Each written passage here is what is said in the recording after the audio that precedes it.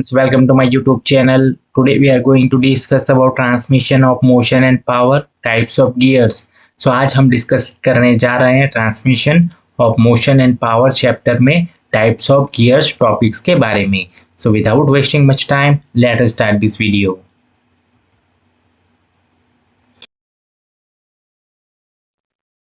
Gears. A gear is a mechanical component with teeth cut around its edge that meshes with another gear or tooth part to transmit motion and power between machine parts. Gears are mainly used to change speed, torque and direction of rotation in mechanical systems. So basically जो gear होता है वो एक mechanical component कहा जाता है, यानी कि एक मैकेनिकल घटक है. उसके ऊपर क्या होता है, उसका जो एजिस है उसके ऊपर टीथ कट किए जाते हैं, राइट. यानी कि उसका जो एजिस है, जैसे कि आप यहाँ पे देख सकते हो, सपोज ये हमारा एक सर्कुलर पार्ट है और उसके जो सरफेस है यानी कि एजिस है उसके ऊपर टीथ, यानी कि ये जो आप देख रहे हो उसको हम टीथ बोलेंगे, टीथ कट किए जाते हैं. That meshes with another gear और tooth part to transmit motion and power between machine part. यानी कि वो जो होता है टीथ, वो दूसरा जो कंपोनेंट होता है यानी कि दूसरा जो गियर होता है उसके टीथ के साथ, यहाँ पे देखिए इस कंडीशन में इसको मैशिंग कहा जाता है, राइट. सो मैशिंग करके वो क्या ट्रांसमिट करता है, मोशन एंड पावर ट्रांसमिट करता है मशीन पार्ट्स में. Gears are mainly used to change speed, torque and direction of rotation in mechanical system. So basically जो गियर होता है वो स्पीड को चेंज करने के लिए, टॉर्क एंड रोटेशन जो होता है उसका डायरेक्शन चेंज करने के लिए इस्तेमाल किया जाता है.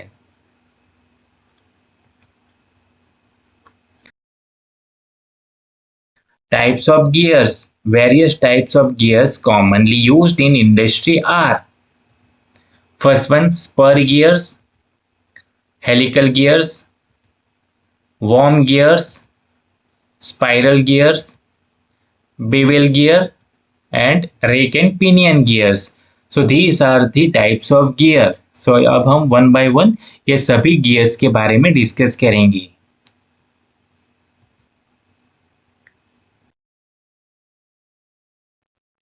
Spur gears. Over here you can see spur gears. It is used to transmit motion between two parallel shafts. The teeth of the gear wheels are cut straight on the circumference of the wheel and are parallel to the axis of the wheel. So basically जो spur gear होता है वो basically क्या transmit करता है, motion and power transmit करता है.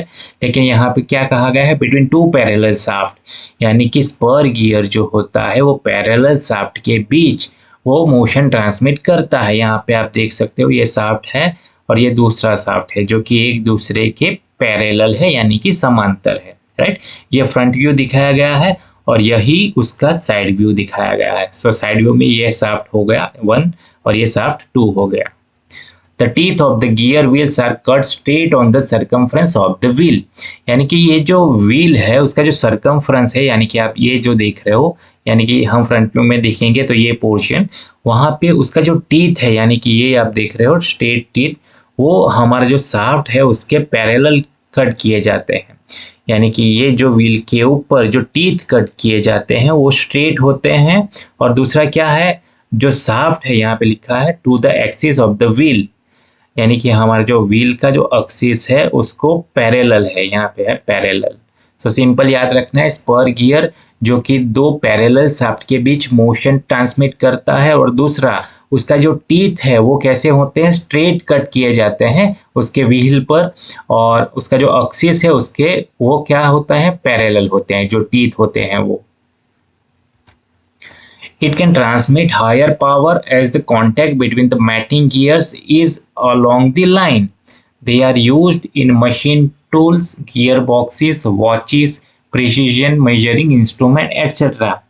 So यहाँ पे क्या होगा कि उसमें जो अधिक शक्ति संचारित करने की क्षमता होती है, यहाँ पे लिखा है it can transmit higher power, यानी कि अधिक शक्ति संचारित करने की क्षमता होती है. लेकिन क्यों, as the contact between the mating gears is along the line, यानी कि आपस में जुड़ने वाले गियरों के बीच में सीधा संपर्क होता है. यहाँ पे देखिए ये जो हमारा गियर 1 है यानी कि ड्राइविंग गियर है और ये ड्रिवन गियर है, तो इन दोनों के बीच में जो लाइन कांटेक्ट है वो कैसा होगा, यहाँ पे एक ही लाइन में यानी कि एक सीधी रेखा में संपर्क होगा। They are use in machine tool, gear boxes, watches, precision measuring instrument, यानी कि इसका इस्तेमाल मशीन टूल में, गियर बॉक्स में, वॉचेस यानी कि घड़ियों में, और प्रिसीजन मेजरिंग इंस्ट्रूमेंट यानी कि सटीक माप उपकरणों में किया जाता है। The disadvantage of spur gear is that each time a gear teeth mesh, teeth collides and this impact makes a noise.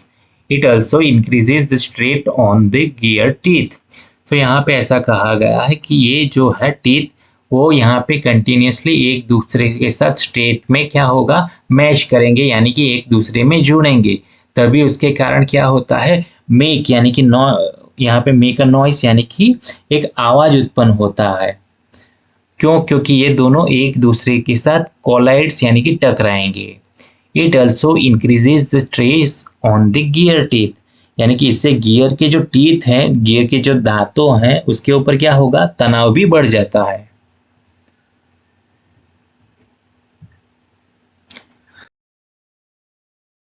So over here you can see animation, ये हमारा स्पर गियर है, ये हमारा एक शाफ्ट हुआ, ये दूसरा shaft है, और शाफ्ट के ऊपर ये जो आप देख रहे हो वो उसके ऊपर टीथ कट किए गए हैं, लेकिन वो कैसे हैं, स्ट्रेट है, यहाँ पे देखिए स्ट्रेट है, और इन दोनों के बीच में यहाँ पे मैशिंग हो रहा है, मैशिंग यानी कि कांटेक्ट हो रहा है। तो एक ड्राइविंग गियर होगा और एक ड्रिवन गियर होगा, यानी कि ये जो रोटेट होगा तो ये इसको रोटेट करेगा।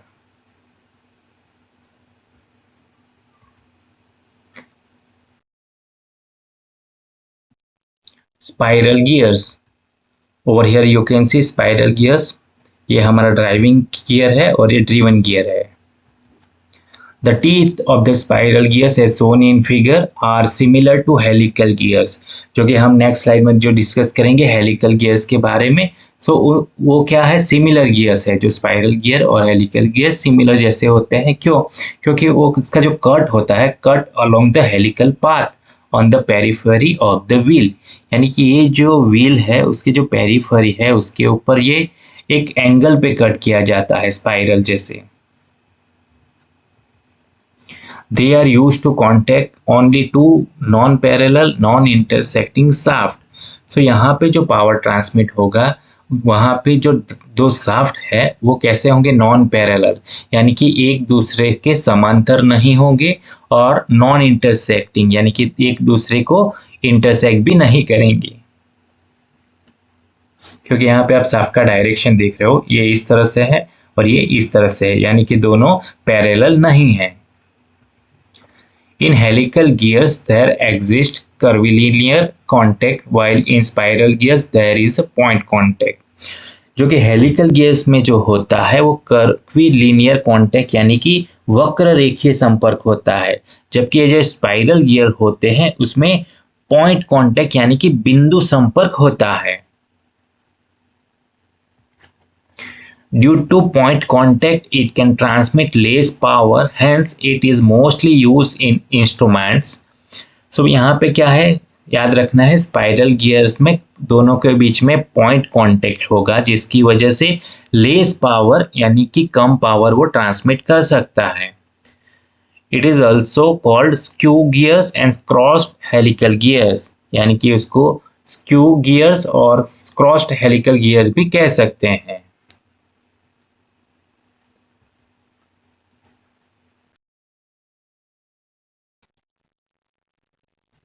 सो यहाँ पे स्पाइरल गियर देख सकते हैं। सो ये जो पेरिफेरी है यानी कि व्हील के ऊपर का जो ये पोर्शन है उसके ऊपर ये टीथ कट किए गए हैं। सो टीथ आप देख सकते हैं स्पाइरल में इस तरह से कट किए जाते हैं एंगल पे।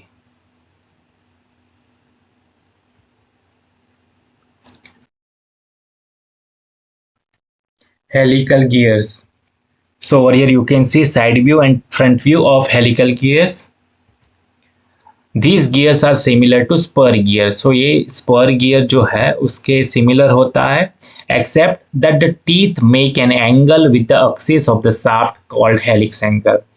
जो कि हमने spur gear में क्या बात किया था कि teeth है वो shaft के किस तरह से थे, उसके सीधा यानी कि स्ट्रेट कट किया गया था, लेकिन यहाँ पे क्या है, हेलिकल गियर्स में आप देख सकते हो, सपोज ये हमारा ड्राइविंग शाफ्ट है, तो शाफ्ट का एक्सिस आप देख रहे हो, और यहाँ पे टीथ जो है उसका आप देख रहे हो, ये एक एंगल जनरेट कर रहा है यहाँ पे, राइट, ये सभी टीथ है, सो एक एंगल पे है, सो ये हमारा एक्सिस के अकॉर्डिंग ये एंगल पे जो है, तो उसको हम बोलेंगे helix angle. Helical gears are used for transmitting power between two parallel shafts and also between non-parallel, non-intersecting shaft. So basically helical gears होता है वो पावर ट्रांसमिट करने के लिए इस्तेमाल किया जाता है, लेकिन यहाँ पे दो पैरेलल शाफ्ट यानी कि यहाँ पे देखते हैं दो समांतर शाफ्ट में भी हम उसको यूज कर सकते हैं, and also between non parallel, suppose shaft non parallel है तब भी हम इसका इस्तेमाल कर पाएंगे, और नॉन इंटरसेक्टिंग यानी कि दोनों शाफ्ट इंटरसेक्ट नहीं कर पाएंगे फिर भी हम उसका इस्तेमाल कर सकते हैं। Always right hand helical gears meshes with left hand helical gears and helix angle is same for both mating gears. So यहाँ पे ये जो दो गियर आप देख रहे हो, दो मैटिंग यानी कि यहाँ पे एक मैशिंग कंडीशन, दोनों एक दूसरे के साथ जुड़े हुए हैं, तो यहाँ पे दोनों का जो हेलिक्स एंगल है वो सेम रहेगा, राइट। और ऑलवेज राइट हैंड हेलिकल यानी कि जो राइट साइड का जो हेलिकल गियर्स होता है वो लेफ्ट हैंड जो का हेलिकल गियर है उसके साथ मैचिंग कंडीशन में होगा। The teeth of helical gears engage gradually and hence less noise is observed during its operation compared to spur gears. तो यहाँ पे कैसा क्या कहा गया है कि जो हेलिकल गियर्स का जो टीथ होता है वो धीरे धीरे आपस में जुड़ते हैं, इसीलिए जो स्पर गियर की तुलना में इसका जो ऑपरेशन होता है यानी कि उसका जो वर्किंग होता है तभी जो शोर कम जनरेट होता है वो कैसा होता है, कम, यानी कि कम नॉइज जनरेट करता है। As the gear's teeth is inclined at a helix angle, it creates a thrust load on the gear when they mesh. So यहाँ पे ऐसा कहा गया है कि जब भी दोनों गियर मैश कंडीशन में होंगे तो उसका जो हेलिक्स एंगल, वो हेलिक्स एंगल होने के कारण उसमें क्या होता है, थ्रस्ट लोड उत्पन्न होता है। The problem of axial thrust is solved by use of double helical gears called herringbone gears, in which two helical gears with of opposite hand, right and left hand are used. So यहाँ पे जो axial thrust generate होने का जो problem है वो solve करने के लिए यहाँ पे डबल हेलिकल गियर का इस्तेमाल किया जाता है, यानी कि सपोज ये हेलिकल गियर है और ये ड्राइविंग है और ड्रीवन है, तो उसके साथ यहाँ पे एक और गियर दोनों के साथ जोड़ दिया जाएगा जिसको डबल हेलिकल गियर बोलते हैं, और उसका दूसरा नाम है herringbone gear. As it runs, equal and opposite thrust are produced on each wheel, eliminating the axial thrust on the shaft. यानी कि जब भी हम डबल हेलिकल गियर का इस्तेमाल करेंगे तभी जो थ्रस्ट प्रोड्यूस होता है वो दोनों साइड इक्वल एंड अपोजिट होता है, जिसकी वजह से वो क्या हो जाता है, एलिमिनेट हो जाता है। Helical gears are mostly used in automobile power transmission where smooth and quiet running is necessary at higher speed. तो इस तरह के जो हेलिकल गियर होते हैं और डबल हेलिकल गियर होते हैं उसका इस्तेमाल बेसिकली ऑटोमोबाइल में पावर ट्रांसमिट करने के लिए किया जाता है कि जहाँ पे स्मूथ एंड क्वाइट रनिंग यानी कि जो शांत रनिंग चाहिए और स्मूथली, वो यहाँ पे हायर स्पीड पे हम उसको अचीव कर सकते हैं।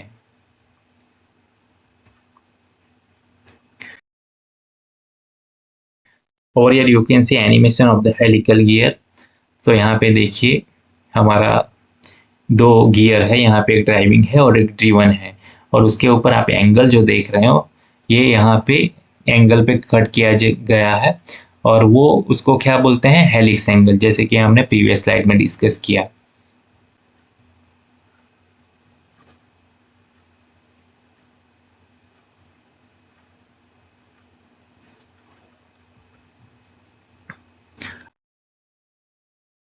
डबल हेलिकल गियर्स, सो यहाँ पे देखिए ये डबल हेलिकल गियर है,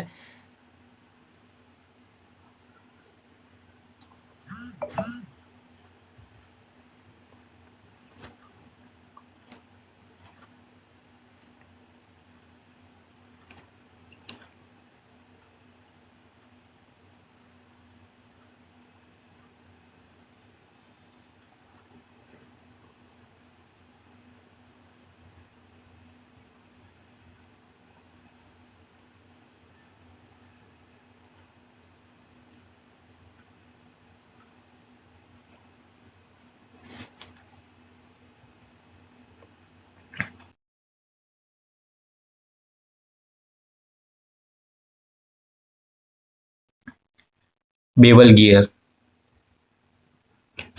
So over here you can see bevel gears. Bevel gears are used for transmitting power between two intersecting shaft.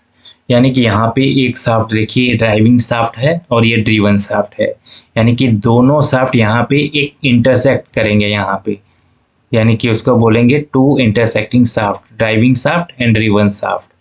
सो यहाँ पे इस तरह के शाफ्ट होंगे तभी हमें पावर ट्रांसमिट करना है, तो हम बेसिकली बीवेल गियर का इस्तेमाल करेंगे।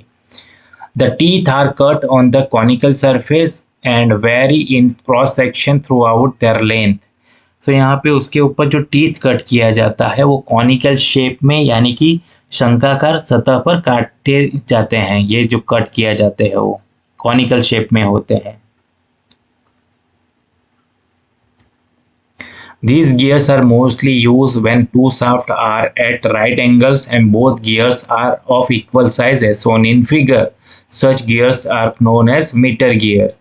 So यहाँ पे ऐसा कहा गया है कि जब भी इस तरह का गियर का इस्तेमाल होता है तब यहाँ पे क्या होता है, उसका जो शाफ्ट है वो राइट एंगल पे यानी कि 90 डिग्री पे होता है, यानी कि दोनों शाफ्ट एक दूसरे के साथ इंटरसेक्ट कंडीशन में होंगे और दोनों जो गियर है उसका साइज कैसा होता है, यहाँ पे इक्वल होता है। और जब भी इन दोनों का साइज इक्वल होता है ऐसे गियर को हम मीटर गियर बोलेंगे।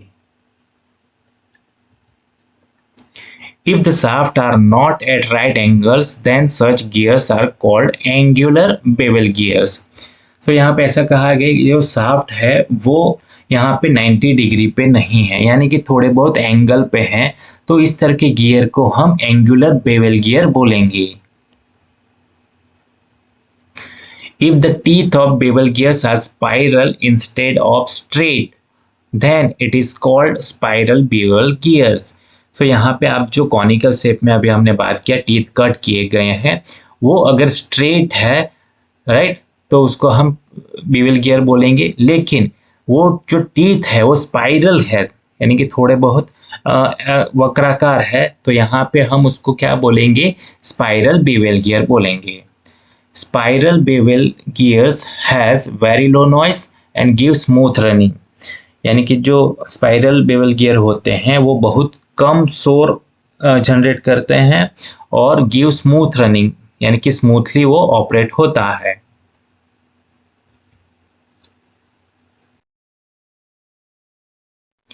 बेवल गियर्स का एनिमेशन आप देख सकते हो।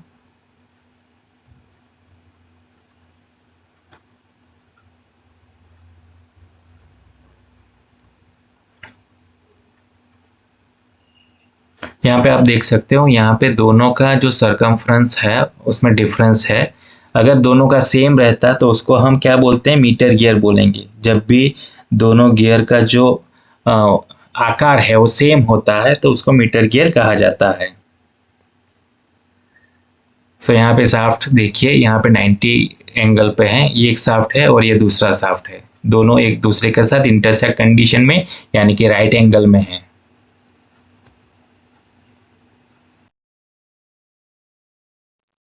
वॉर्म गियर्स, ये वॉर्म है और ये worm wheel. It is used to transmit power between two shafts having their axis at right angles and non-intersecting.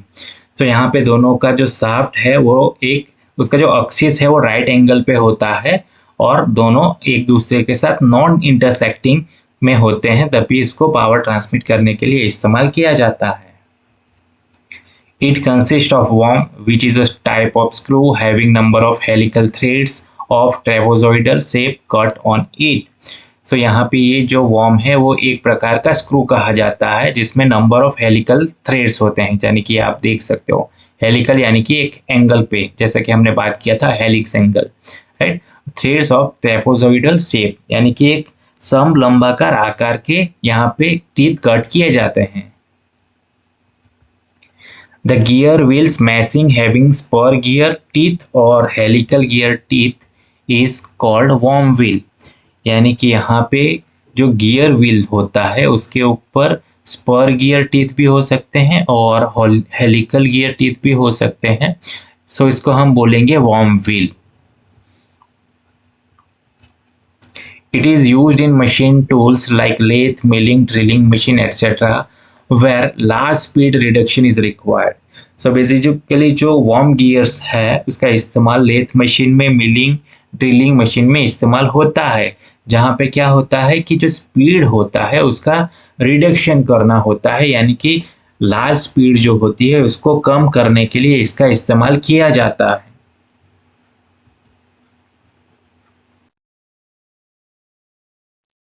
सो यहाँ पे एनिमेशन देखिए वॉर्म गियर का। सो ये हमारा वॉर्म हुआ और ये वॉर्म व्हील हुआ।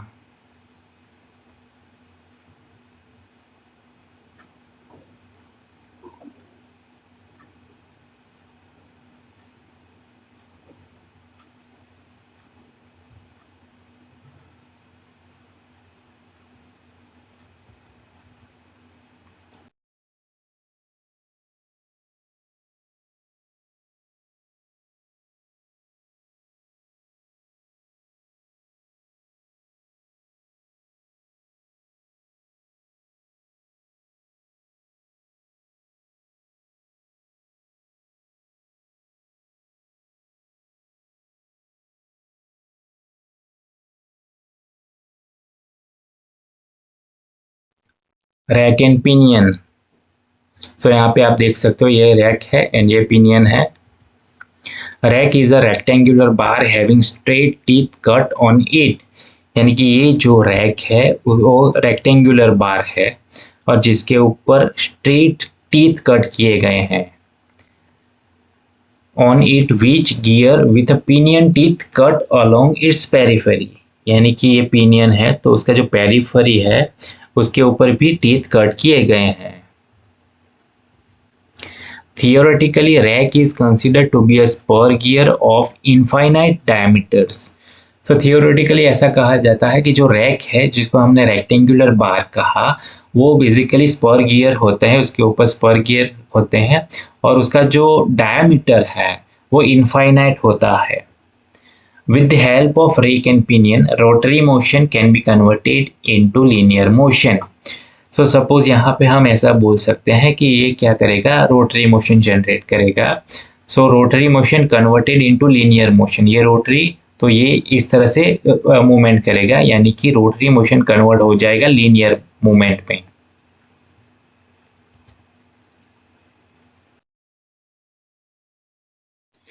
सो here you can see animation of rack and pinion. So ये हमारा पिनियन है और ये जो है वो रेक है। सो ये रोटेशन और ये लीनियर मोशन।